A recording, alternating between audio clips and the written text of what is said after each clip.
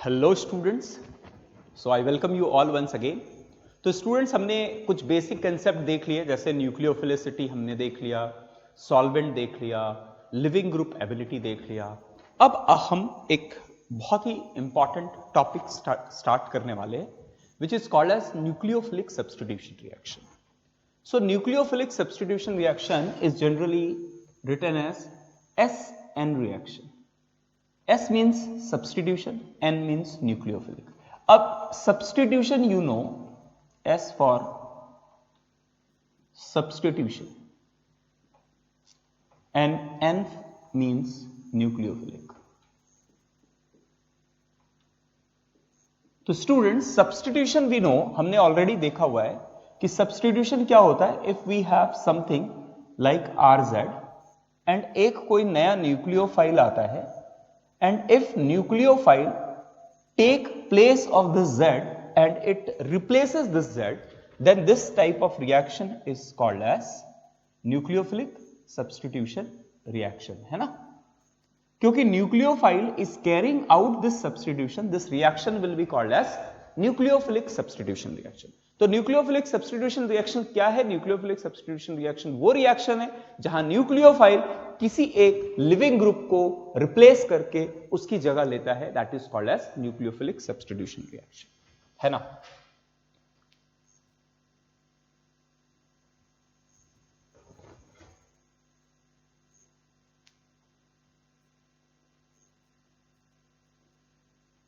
Nucleophilic substitution reaction is what? Where nucleophile will substitute living group।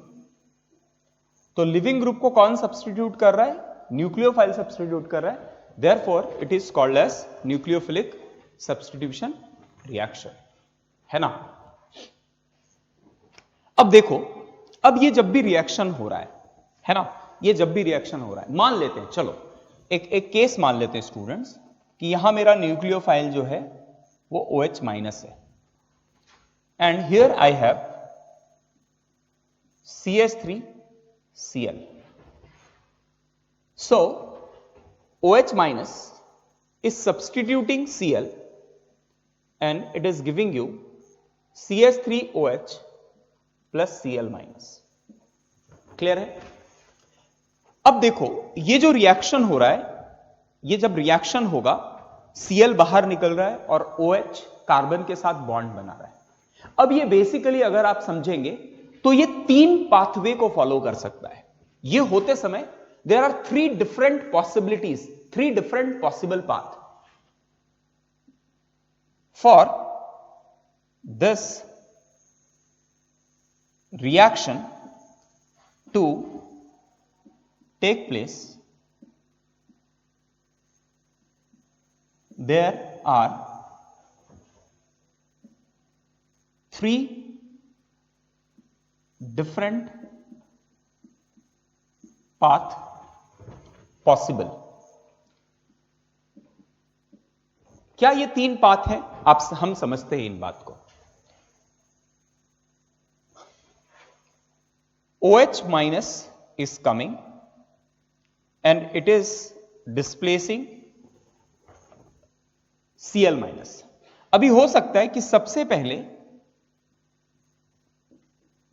यहां एक positive charge का generate हुआ होगा, पहले Cl और कार्बन का बॉन्ड टूट गया होगा, और एक बार कार्बन और क्लोरीन का बॉन्ड टूट गया होगा, एक बार क्लोरीन कार्बन को छोड़ के निकल गया हो, तो फिर आके न्यूक्लियोफाइल इसे अटैक करके, यहां न्यूक्लियोफाइल मेरा OH माइनस है, तो OH माइनस आया होगा और इसने अटैक कर दिया होगा, है ना।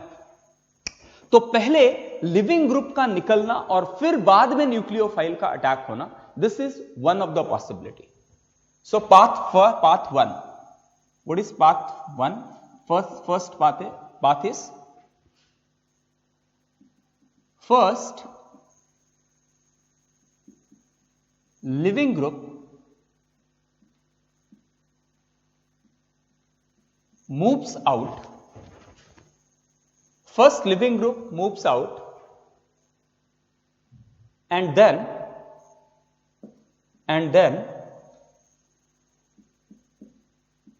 nucleophile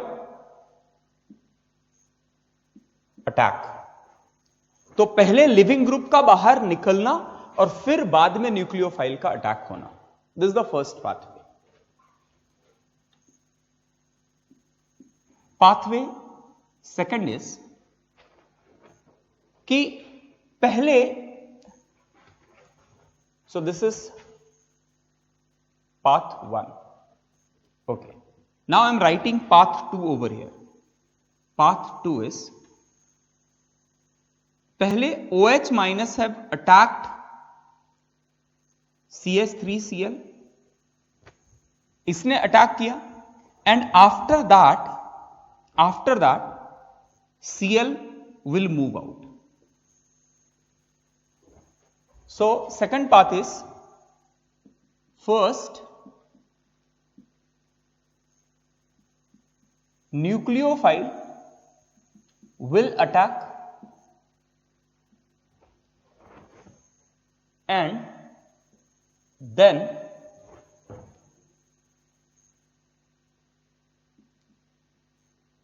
living group moves out. Clear है? And path third is what?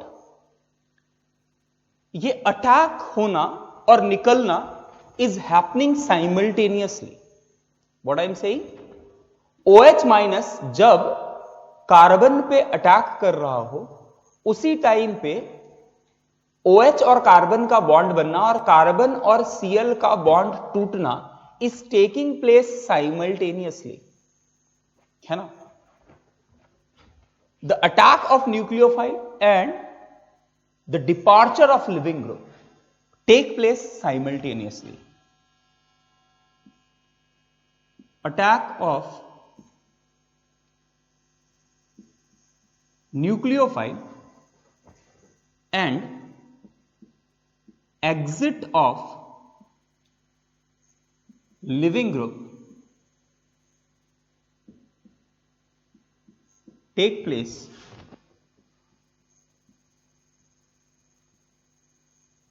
simultaneously. है ना?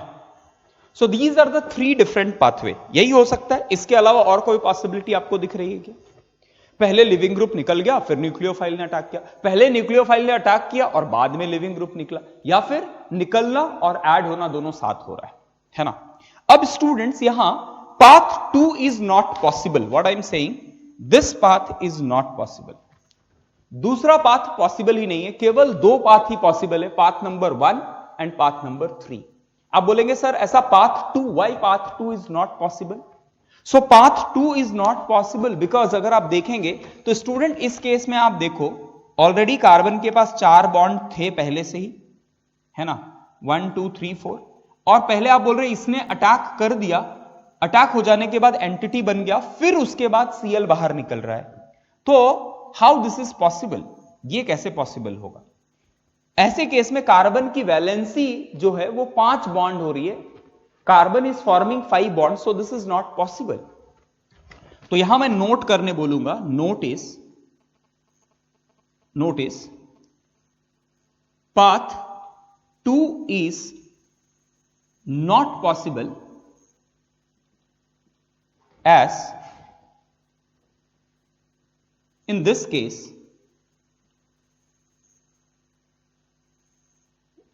carbon is forming 5 bonds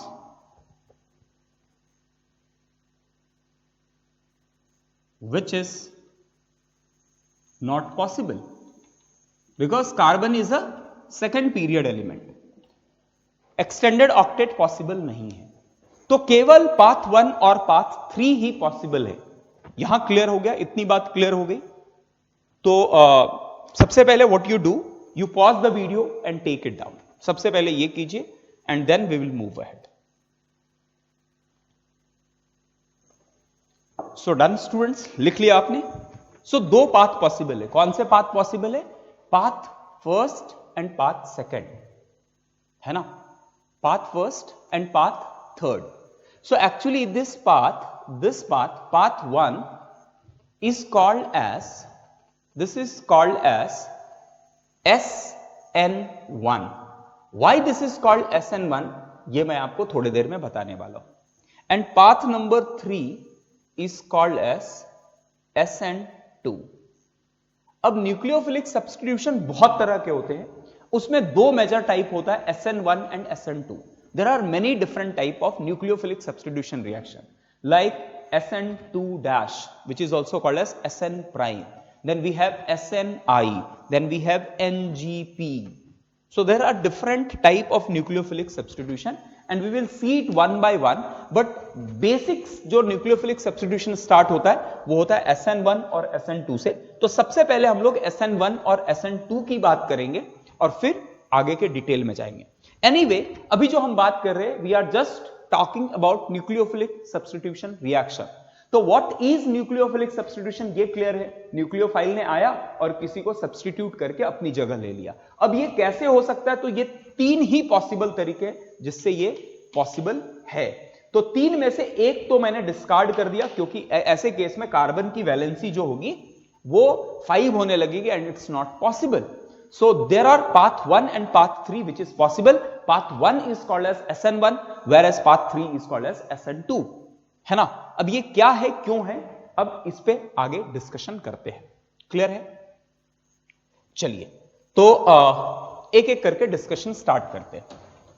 अभी देखो स्टूडेंट, सबसे पहले बिफोर मूविंग अहेड मैं बोलूंगा ये जो न्यूक्लियोफिलिक सब्स्टिट्यूशन रिएक्शन है, nucleophilic substitution reaction depends on basically 4 factors हैं जिस पे ये डिपेंड करता है।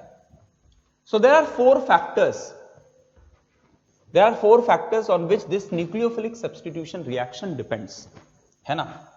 तो factors affecting nucleophilic substitution reaction, topic is factors affecting nucleophilic substitution reaction, जिसे हम लोग SN रिएक्शन बोलते हैं ना। तो देयर आर 4 फैक्टर्स। सबसे पहला फैक्टर जो होगा स्टूडेंट, पहला फैक्टर होगा कि आप ये जो एंटिटी ले रहे हैं वो इस पे डिपेंड करेगा, है ना। कितना RZ ले रहे हो, ये जो सबस्ट्रेट है आप कितना ले रहे हो, सबस्ट्रेट किस नेचर का है, उस पे तो 100% रिएक्शन डिपेंड करने वाला है, isn't it? So it depends on what? It depends on substrate. It depends on substrate. Secondly, it will depends on what? It will depends on the nucleophile. Nucleophile कैसा है, कौन है, क्यों है, इस पे भी डिपेंड करने वाला है। क्लियर है? It will depend on substrate. Reaction substrate और न्यूक्लियोफाइल के बीच में हो रहा है तो 100% ये दोनों तो असर करने वाले हैं हर बार, लेकिन दोनों असर करें ऐसा जरूरी नहीं। अभी अब हम इस बात को डिटेल में समझेंगे। But generally the 4 factors which affect reaction is, generally हम तो anyway there we will see many factors, but broadly it can be divided into 4 category. Generally 4 factors affecting SN reactions are, first one is substrate, second one is nucleophile. अच्छा, इन दोनों को साथ में रखने वाला कोई तो सॉल्वेंट भी हो सकता है ना। तो generally solvent will have an effect. तो सॉल्वेंट का असर होगा, न्यूक्लियोफाइल का असर होगा, सबस्ट्रेट हो सकता है, ओके, कैटलिस्ट हो सकता है स्टूडेंट, कैटलिस्ट हो सकता है। और कौन से फैक्टर्स हो सकते हैं जो असर करें, बोलिए।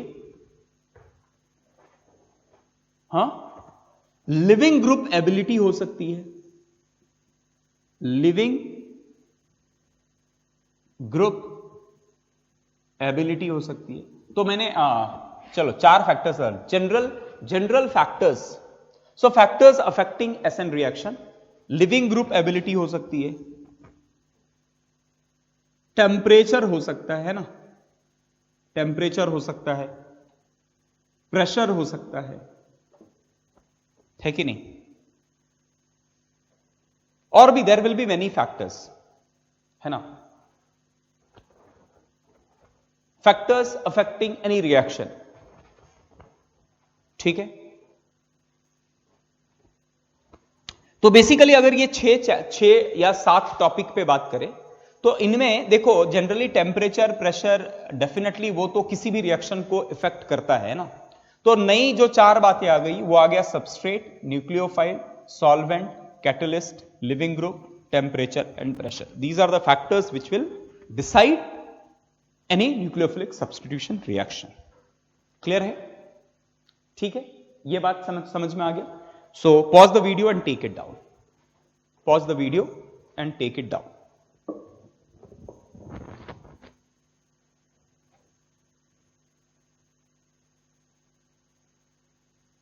Okay. So done students. Now चलिए, जो हमने टॉपिक स्टार्ट किया था कि SN1 क्यों, SN2 क्यों, इस बात को समझने का ट्राई करते।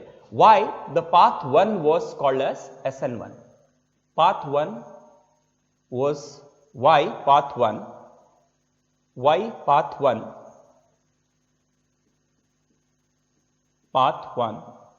is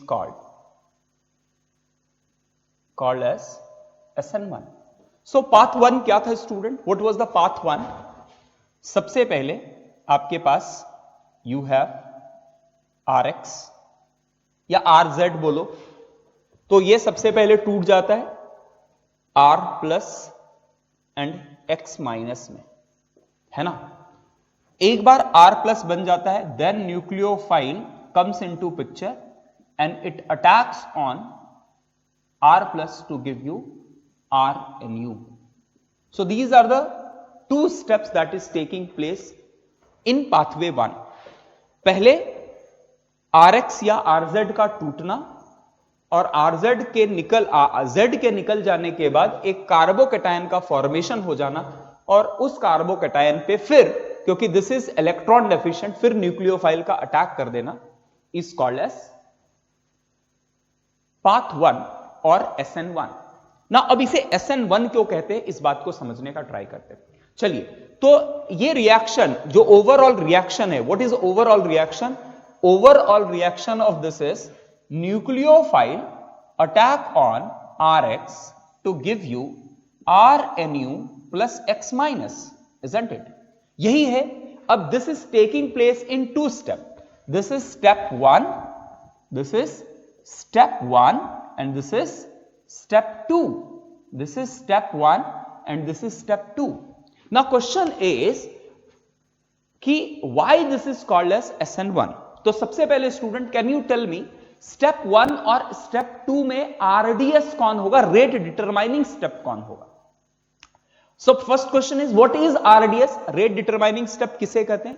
रेट डिटरमाइनिंग स्टेप उस स्टेप को कहते हैं जो सबसे स्लो होता है रिएक्शन में। अब स्लो रिएक्शन कौन होगा? स्लो वो होगा जिस जगह पे बहुत सारे बॉन्ड टूट रहे होंगे, और फास्ट कौन होगा? जहां पर बहुत सारे बॉन्ड बन रहे होंगे, क्योंकि जब बॉन्ड बनते हैं तो एनर्जी रिलीज होता है और बॉन्ड तोड़ने के लिए आपको एनर्जी सप्लाई करने की जरूरत पड़ती है।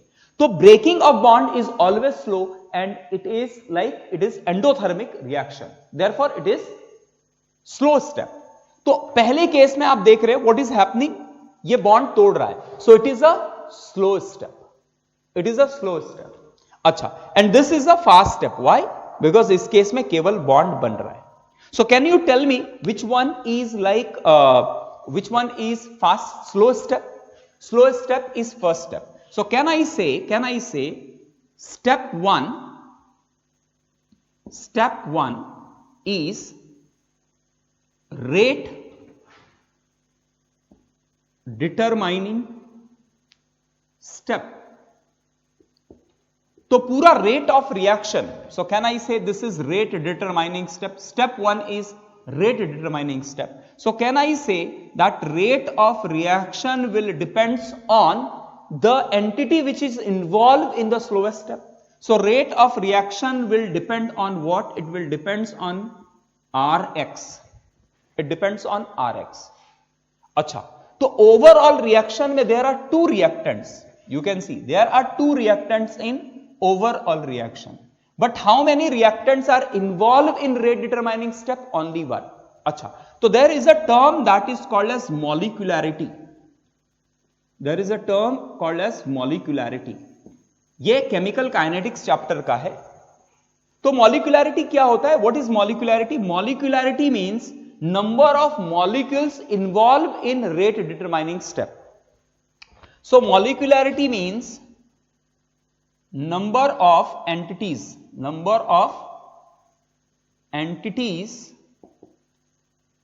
involved in RDS, rate determining step. So over here, can I say the molecularity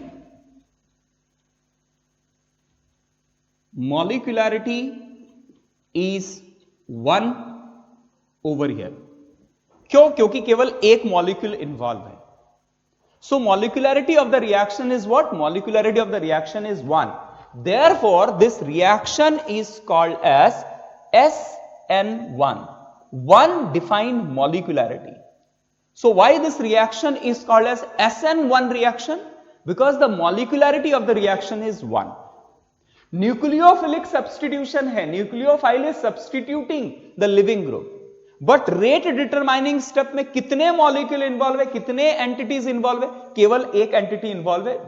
that's why it is called as SN1. Clear है? अब student, why the path 3 is called as SN2? इस बात को समझने का ट्राई कहते हैं, है ना? Why path 3 is called as SN2 reaction. अब स्टूडेंट्स, SN2 पाथ 3 में क्या था? OH minus is attacking the carbon atom bearing leaving group, that is X.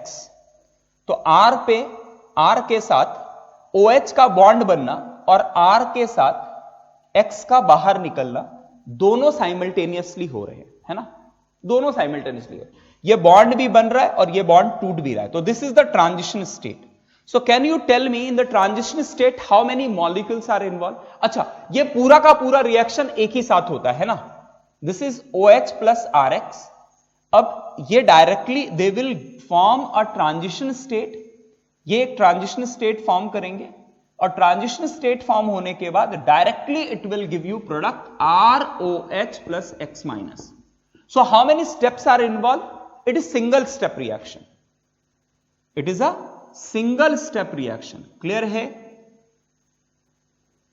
Rx plus OH minus will give you transition state to give ROH plus X minus.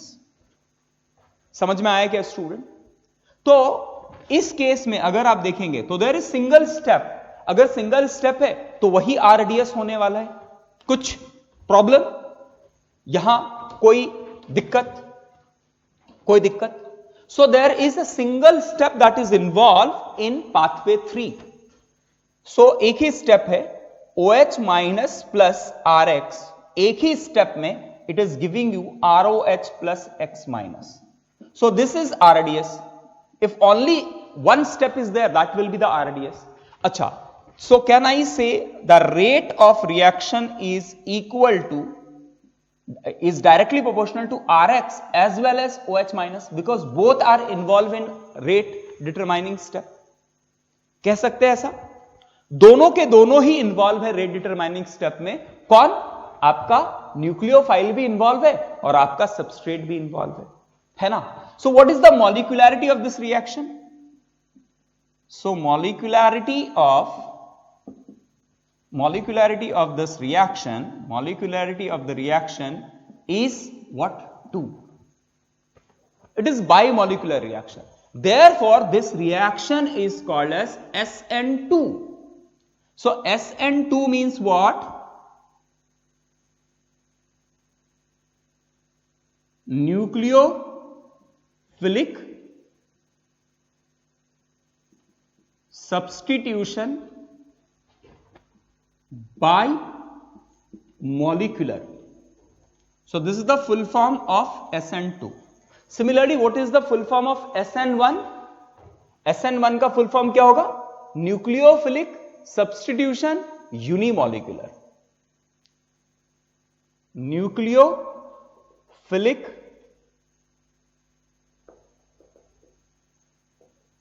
substitution unimolecular. अब students, nucleophilic substitution बहुत तरह के होते हैं, तो इसमें जो दो मेन तरीका है SN1 और SN2, and why they are called as SN1 SN2, हमने ये पहले दो बातों को देखा. क्लियर है?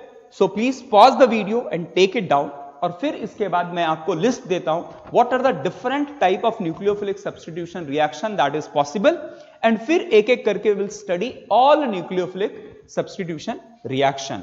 ठीक है? So pause the video and take it down.